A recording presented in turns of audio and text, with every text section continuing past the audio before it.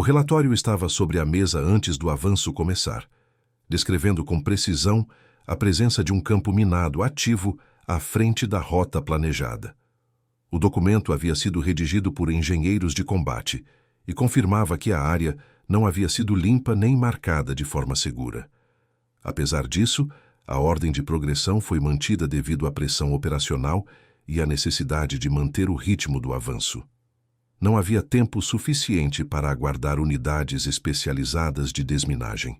A decisão criou uma situação em que a travessia tornou-se inevitável.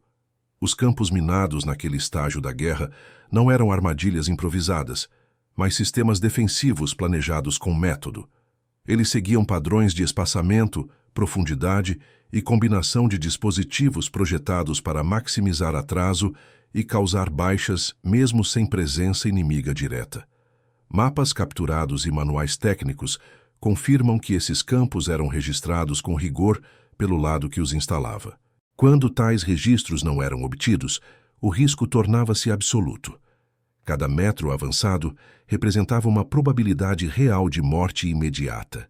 Naquele setor específico, o terreno eliminava rotas alternativas viáveis para veículos ou manobras de flanco. A progressão era necessária para manter a coesão da linha e evitar exposição prolongada a fogo indireto inimigo. O comando local avaliou que recuar ou permanecer estacionado aumentaria as perdas. A travessia, embora reconhecidamente letal, foi considerada o menor dos riscos disponíveis. Essa avaliação foi registrada posteriormente em documentação oficial. O soldado que avançou não o fez por impulso ou desconhecimento técnico. Ele possuía treinamento básico sobre o funcionamento das minas utilizadas naquele teatro de operações. Sabia identificar sinais mínimos de perturbação do solo e compreendia os limites físicos dos espoletos mais comuns. Cada passo foi calculado com extrema lentidão, evitando pressão súbita e movimentos laterais. A travessia não foi rápida, nem silenciosa em termos psicológicos. Quando o campo foi finalmente cruzado, não houve celebração imediata ou registro heróico no momento. O avanço continuou porque a operação exigia continuidade, não reconhecimento individual. Apenas posteriormente, em relatórios internos e análises técnicas, o episódio foi descrito com clareza. A sobrevivência foi tratada como um evento excepcional dentro de um contexto onde a maioria não sobrevivia. O documento encerra afirmando que aquela travessia confirmou mais uma vez a brutalidade matemática da guerra terrestre. A doutrina de emprego de campos minados durante a Segunda Guerra Mundial havia evoluído para um nível de padronização rigoroso já nos primeiros anos do conflito. Exércitos profissionais tratavam minas terrestres como componentes integrais de sistemas defensivos, nunca como obstáculos isolados.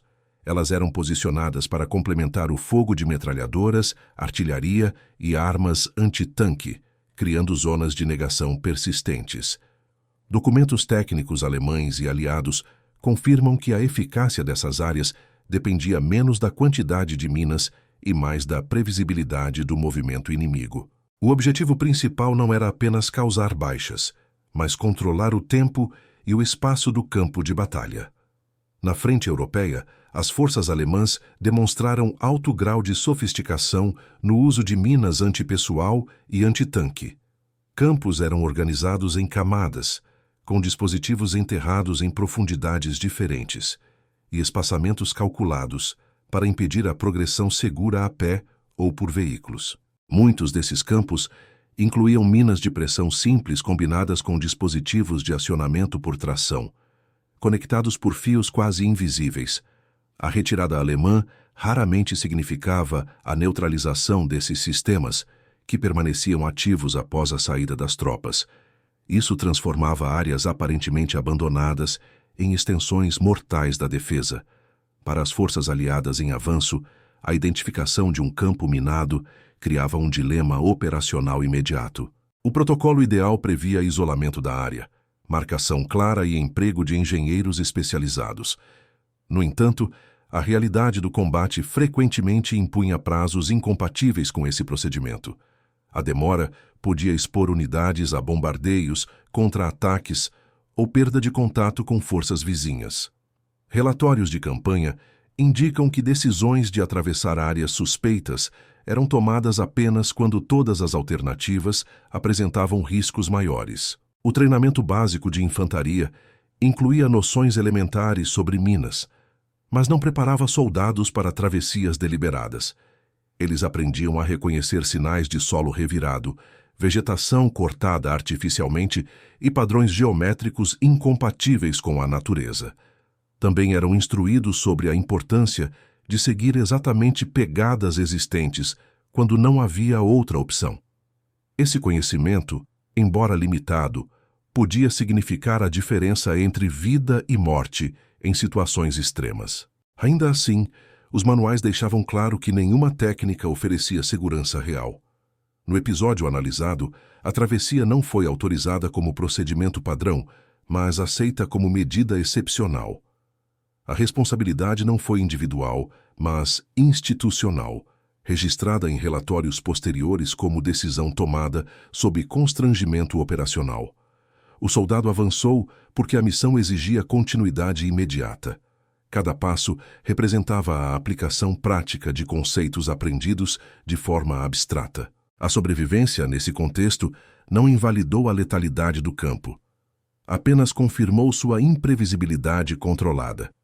O evento passou a integrar estudos internos sobre risco extremo em operações terrestres. Os tipos de minas empregados naquele setor específico refletiam a lógica industrial e doutrinária da fase intermediária da guerra. Minas antipessoal de pressão mecânica eram projetadas para detonar com cargas relativamente baixas, suficientes para incapacitar um soldado e interromper o avanço da unidade. Já as minas antitanque utilizavam placas de pressão mais rígidas, calibradas para massas superiores, mas ainda perigosas para a infantaria em determinadas condições. Documentação técnica alemã e aliada descreve com precisão esses limiares de acionamento. A combinação deliberada desses dispositivos ampliava a incerteza para qualquer tropa que tentasse atravessar a área. A disposição física das minas seguia padrões que buscavam enganar a percepção humana. Campos raramente eram organizados em linhas retas visíveis ou espaçamentos regulares facilmente identificáveis. Em vez disso, eram utilizados arranjos aparentemente caóticos, com minas deslocadas lateralmente e profundidades variáveis. Esse método reduzia a eficácia de movimentos intuitivos e aumentava a probabilidade de erro após alguns metros percorridos. Relatórios de engenharia indicam que o desgaste psicológico era um fator calculado. O medo progressivo levava a movimentos involuntários, muitas vezes fatais. O solo do campo em questão apresentava características particularmente traiçoeiras. Lama compactada, misturada com restos de neve derretida, dificultava a identificação visual de placas de pressão ou invólucros metálicos. Pegadas anteriores podiam indicar caminhos seguros, mas também podiam ser armadilhas deliberadas ou resultado de dispositivos não detonados por falha mecânica. A incerteza não permitia conclusões rápidas. Cada indício precisava ser avaliado com extrema cautela. O avanço tornava-se um exercício de análise contínua do terreno. O soldado que atravessou o campo utilizou princípios conhecidos de progressão lenta e controle absoluto do peso corporal. O deslocamento evitava movimentos bruscos e distribuía a carga de forma gradual sobre o solo. Os pés eram posicionados exatamente onde o terreno parecia menos perturbado ou onde marcas antigas indicavam passagem prévia. Essa técnica não garantia segurança, mas reduzia a probabilidade de acionamento imediato. Manuais aliados reconheciam que, em circunstâncias extremas, essa abordagem era a única alternativa disponível. A travessia completa levou tempo suficiente para alterar o ritmo de toda a unidade. O avanço coletivo foi temporariamente suspenso para evitar vibrações excessivas no solo adjacente. O silêncio operacional foi mantido, não por disciplina cerimonial, mas por necessidade física. Qualquer deslocamento descoordenado poderia desencadear detonações em cadeia. Quando o soldado alcançou o limite oposto do campo, o risco não havia terminado, apenas se deslocado. A continuidade da operação dependia agora da repetição controlada daquele processo. A decisão de permitir a travessia individual foi tomada em um contexto de comando fragmentado e comunicações limitadas. As unidades avançadas operavam frequentemente à frente dos escalões superiores, com pouca possibilidade de consulta imediata. Relatórios de campanha mostram que, nessas circunstâncias, oficiais locais eram obrigados a interpretar ordens gerais à luz de situações específicas. A alternativa à travessia era a estagnação em terreno exposto, vulnerável à observação e fogo indireto. O risco calculado passou a ser preferível à certeza de perdas graduais. Do ponto de vista institucional, a doutrina militar não incentivava ações desse tipo. A travessia manual de campos minados sem equipamentos adequados era considerada último recurso absoluto. Documentos aliados descrevem esse procedimento como operacionalmente indesejável, mas ocasionalmente inevitável. A diferença entre teoria e prática tornava-se evidente em situações de avanço rápido. O episódio analisado ilustra precisamente essa tensão entre manual e realidade. A progressão controlada exigia não apenas técnica, mas resistência psicológica extrema. O soldado avançava sabendo que qualquer erro mínimo poderia resultar em mutilação ou morte imediata. Estudos posteriores em psicologia militar indicam que esse nível de estresse compromete funções motoras finas e percepção temporal. A sobrevivência nesse contexto dependia da capacidade de manter movimentos deliberadamente lentos e conscientes. Essa disciplina mental era tão crítica quanto o conhecimento técnico. O comando manteve observação constante durante a travessia, registrando o progresso para a avaliação posterior. Não houve ordens verbais diretas durante o deslocamento, apenas sinais visuais mínimos quando necessários. O objetivo era reduzir estímulos que pudessem induzir reflexos involuntários. Essa contenção fazia parte de procedimentos improvisados, mas fundamentados em princípios básicos de segurança. O episódio foi posteriormente descrito em relatórios como exemplo de controle sob pressão extrema. Após a travessia bem-sucedida, a área não foi considerada segura. O campo permanecia ativo e letal para qualquer outro deslocamento não controlado. A sobrevivência individual não alterou a avaliação técnica do terreno. A unidade continuou a tratar a zona como área interditada até a chegada de engenheiros. Esse detalhe foi enfatizado nos registros oficiais para evitar interpretações equivocadas do evento. O foco permaneceu na missão, não no feito isolado. Os registros técnicos produzidos após o episódio destacaram a importância do tipo específico de espoleta presente no campo minado. Muitas minas antipessoal utilizadas naquele período empregavam mecanismos de pressão direta com tolerâncias conhecidas, ainda que variáveis devido a desgaste, umidade e fabricação em massa. Essa variabilidade introduzia um elemento de incerteza que não podia ser calculado com precisão no terreno. Engenheiros de combate reconheceram que a ausência de detonação não significava falha do dispositivo, mas apenas que os limiares não haviam sido atingidos. Essa distinção foi enfatizada nos relatórios para evitar conclusões equivocadas. A análise do solo revelou que a compactação irregular influenciava a distribuição de carga exercida pelos passos. Em terrenos lamacentos, parte da pressão podia ser absorvida lateralmente, reduzindo o impacto direto sobre a placa de pressão. No entanto, essa mesma condição aumentava o risco de escorregões ou deslocamentos involuntários. O equilíbrio corporal tornava-se um fator crítico, exigindo postura controlada e avanço extremamente lento. Qualquer perda de estabilidade poderia resultar em aplicação súbita de força suficiente para acionar o mecanismo. Os documentos também abordaram a interação entre minas antipessoal e antitanque no mesmo campo. Embora as minas antitanque fossem projetadas para cargas maiores, havia registros de detonação por soldados quando o solo cedia ou quando dispositivos auxiliares estavam presentes. Essa possibilidade era conhecida, mas considerada estatisticamente menos provável. Ainda assim, Ela reforçava a avaliação de que nenhuma travessia a pé poderia ser considerada segura. A sobrevivência naquele caso específico não alterou essa conclusão técnica. Do ponto de vista operacional, o episódio foi classificado como exceção e não como precedente. As instruções subsequentes reforçaram que a repetição deliberada desse tipo de ação aumentaria exponencialmente o risco de baixas. O Comando Superior utilizou o caso para reafirmar a necessidade de coordenação com unidades de engenharia sempre que possível. A narrativa oficial evitou qualquer linguagem de êxito individual. O foco permaneceu na análise de risco e na prevenção de decisões semelhantes sem justificativa extrema. A travessia não resultou em mudança imediata de posição estratégica, mas permitiu a continuidade do avanço em curto prazo. Esse ganho operacional foi avaliado como limitado e temporário.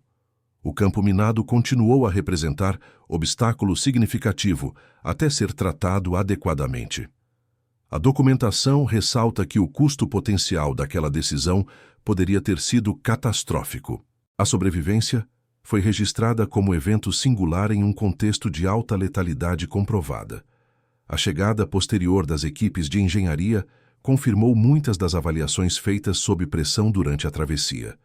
Os engenheiros identificaram um campo minado implantado segundo padrões doutrinários consistentes com a fase defensiva alemã daquele período. A disposição irregular dos dispositivos não era resultado de improvisação, mas de planejamento destinado a dificultar qualquer leitura intuitiva do terreno. Registros técnicos detalharam a presença de minas ativas e funcionais, descartando a hipótese de campo abandonado ou degradado. A confirmação reforçou a gravidade da decisão tomada anteriormente. Os procedimentos de limpeza exigiram tempo, equipamentos especializados e coordenação cuidadosa. Detectores metálicos da época apresentavam limitações significativas, especialmente em solos saturados e com detritos metálicos dispersos. A neutralização foi realizada manualmente em diversos trechos, com escavação controlada e desarme individual de dispositivos. Cada mina removida confirmava que a travessia anterior havia ocorrido sobre um sistema plenamente letal. Os relatórios de engenharia registraram a área como de risco máximo antes da intervenção. A análise pós-ação destacou que a sobrevivência do soldado não foi replicável como método.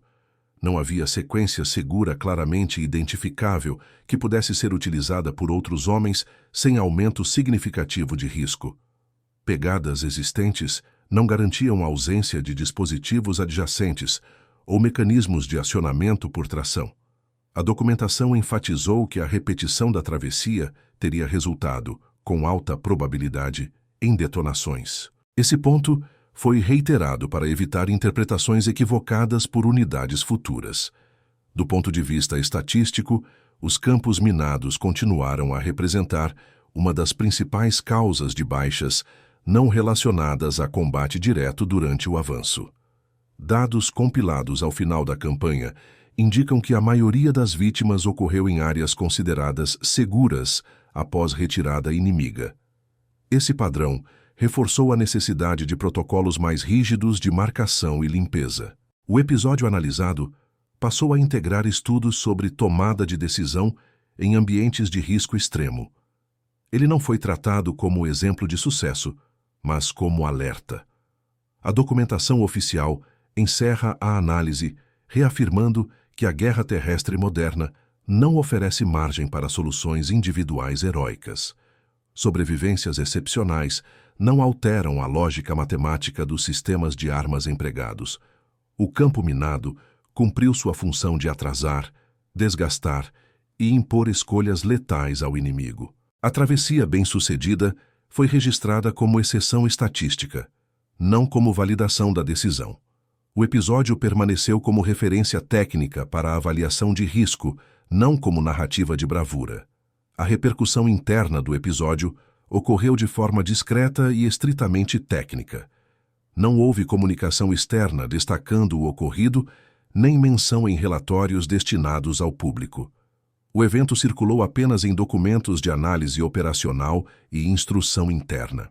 Essa escolha refletia a preocupação do comando em evitar interpretações distorcidas do risco real envolvido. A ênfase permaneceu na exceção, não no feito. Em escolas de formação e centros de treinamento, casos semelhantes eram utilizados como advertência, não como modelo. Instrutores destacavam que a sobrevivência não anulava a letalidade comprovada dos campos minados. O episódio era apresentado como resultado de uma cadeia improvável de fatores favoráveis, dificilmente reproduzíveis. A lição principal reforçava a necessidade de disciplina doutrinária e respeito aos protocolos de engenharia. Qualquer tentativa de imitação era desencorajada de forma explícita. Do ponto de vista psicológico, o impacto sobre a unidade foi significativo, embora raramente documentado em detalhes. A travessia expôs todos os presentes à consciência direta da fragilidade humana diante de sistemas mecânicos simples e eficazes. Estudos posteriores sobre coesão de combate indicam que esse tipo de experiência aumentava tanto a cautela quanto o desgaste mental. O silêncio observado durante e após o evento não era apenas tático, mas emocional. A continuidade da operação ocorreu sob tensão elevada. Os relatórios também mencionam a importância do controle coletivo após a travessia. O comando evitou qualquer comportamento que pudesse ser interpretado como celebração ou alívio excessivo. A disciplina foi mantida para preservar a capacidade operacional da unidade. Esse autocontrole fazia parte de uma cultura militar consciente de que o perigo persistia. A área adjacente continuava minada e exigia atenção constante. Ao final da campanha, a compilação de dados confirmou que episódios como esse eram extremamente raros. A maioria das tentativas não documentadas terminava em baixas graves ou fatais. O caso analisado permaneceu como outlier estatístico dentro de um conjunto amplo de perdas confirmadas. A análise final reforçou que a sobrevivência individual não alterava o caráter implacável da Guerra de Minas. O episódio serviu para lembrar que, em combate, exceções não invalidam regras. A consolidação das lições aprendidas com o episódio foi incorporada aos manuais revisados no final da guerra.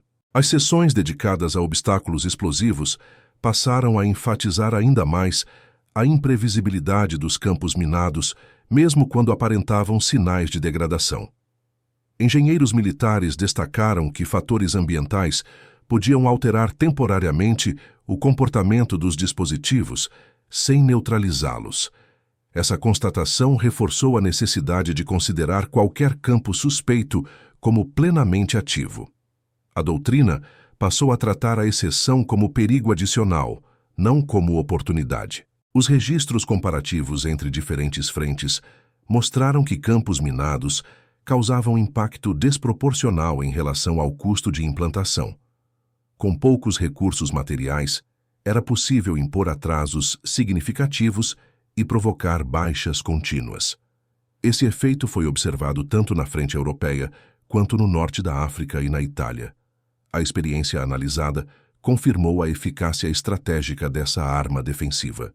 A travessia bem-sucedida não reduziu essa avaliação, apenas evidenciou seu caráter estatístico. Do ponto de vista logístico, os campos minados forçavam o emprego intensivo de unidades especializadas, desviando recursos de outras tarefas. A necessidade de limpeza sistemática atrasava cronogramas e consumia tempo crítico. Relatórios aliados indicam que esse impacto acumulado influenciou decisões operacionais em níveis superiores. O episódio em questão foi citado como exemplo de pressão gerada por obstáculos aparentemente passivos. A mina cumpria seu papel mesmo sem detonar. A análise histórica posterior destacou que a percepção pública da guerra frequentemente ignora esse tipo de ameaça silenciosa. Narrativas tradicionais tendem a focar em batalhas abertas, manobras de blindados e grandes ofensivas. No entanto, os registros mostram que minas terrestres causaram sofrimento prolongado muito além do fim dos combates. O campo atravessado naquele episódio permaneceu perigoso até ser completamente neutralizado. A guerra continuava no solo, mesmo após a retirada das tropas. O soldado que sobreviveu não foi destacado nominalmente nos documentos amplamente distribuídos. A escolha refletia uma política deliberada de evitar personalização excessiva de eventos extremos. O foco institucional permaneceu na análise técnica e nas consequências coletivas. Essa abordagem preservou o caráter profissional da documentação. O episódio permaneceu registrado como estudo de risco, não como narrativa individual. A revisão final dos relatórios destacou que a travessia ocorreu em um intervalo específico de condições ambientais favoráveis, ainda que perigosas. A umidade elevada havia compactado o solo de forma irregular, alterando temporariamente a transmissão direta de pressão. Esse fator, identificado apenas posteriormente, não poderia ter sido previsto com segurança no momento da decisão. A dependência de variáveis ambientais reforçou a impossibilidade de transformar o episódio em procedimento. A guerra não oferecia controle suficiente para repetir tal circunstância. Os analistas também observaram que falhas mecânicas individuais em minas não eram incomuns, mas não podiam ser detectadas visualmente. A corrosão, defeitos de fabricação e armazenamento inadequado podiam impedir a detonação de um dispositivo específico. No entanto, essas falhas não afetavam o campo como um todo. A confiança em defeitos isolados era considerada uma aposta estatisticamente irracional. Essa avaliação foi incorporada às conclusões técnicas do caso. O episódio contribuiu para debates internos sobre liderança sob pressão extrema. Oficiais responsáveis pela decisão foram avaliados não pelo resultado, mas pelo processo de análise adotado. A documentação indica que a escolha foi considerada coerente dentro das alternativas disponíveis, ainda que arriscada. Esse julgamento reforçou a doutrina de responsabilidade contextual, comum em operações de combate. O sucesso eventual não foi utilizado como critério principal de avaliação. Do ponto de vista histórico, o caso passou a ser citado em estudos sobre risco operacional e tomada de decisão em ambientes hostis. Ele ilustra como sistemas simples, como minas de pressão, impõem limites absolutos à ação humana. A travessia não simbolizou domínio sobre o perigo, mas exposição máxima a ele. O evento permaneceu como exemplo de vulnerabilidade, não de controle. Essa interpretação prevaleceu na historiografia técnica. A análise final reafirmou que a sobrevivência em campos minados não pode ser atribuída à coragem isolada. Ela resulta de uma convergência improvável de fatores técnicos, ambientais e humanos. A maioria das tentativas semelhantes terminou de forma fatal, conforme registros amplamente documentados. O episódio analisado foi mantido como exceção estatística. Sua principal função foi reforçar a compreensão da letalidade persistente desses sistemas. O episódio analisado encerra-se nos registros militares, sem adornos narrativos ou interpretações heróicas. A travessia de um campo minado a pé, ainda que bem-sucedida naquele caso específico, foi tratada como um evento anômalo dentro de um sistema projetado para matar. A documentação final deixa claro que o campo cumpriu plenamente sua função estratégica, impondo atraso, tensão e risco extremo. A sobrevivência não alterou a avaliação técnica do obstáculo. Ela apenas evidenciou a margem estreita entre vida e morte na guerra terrestre. A análise histórica demonstra que campos minados foram uma das armas mais eficientes do conflito, não pelo número imediato de baixas, mas pelo impacto prolongado sobre decisões operacionais. Eles obrigavam comandantes a escolher entre tempo, vidas e missão, frequentemente em condições de informação incompleta. O caso estudado ilustra essa dinâmica com precisão documental. A decisão tomada não foi celebrada, mas registrada como consequência direta da pressão operacional. A guerra impunha escolhas que não admitiam soluções seguras.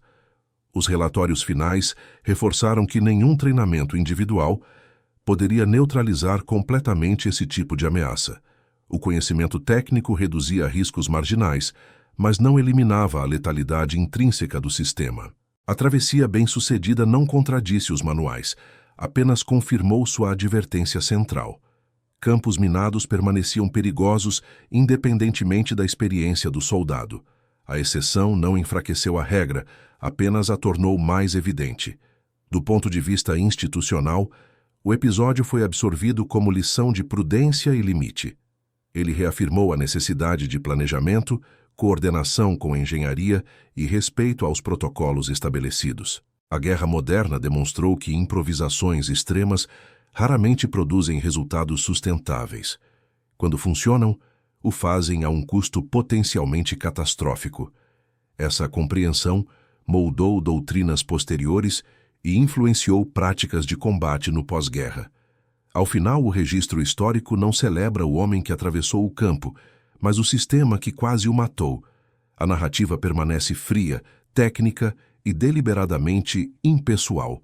Ela reflete a lógica da guerra industrial, onde decisões, não gestos individuais, determinam sobrevivência ou destruição. O campo minado permaneceu como símbolo de um conflito que punia o erro com imediata irreversibilidade. A travessia sobreviveu nos arquivos como advertência, não como triunfo.